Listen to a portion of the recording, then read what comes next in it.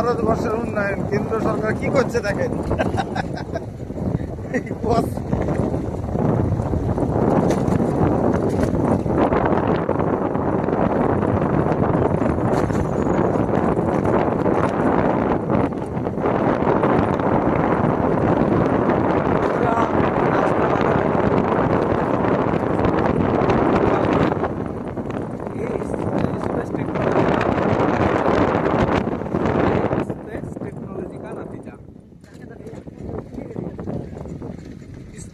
এই রাস্তা দিয়ে বর্তমানে গর্ভবতী মেয়ে নিয়ে গেলে রাস্তাতেই ছেলে হতে বাধ্য।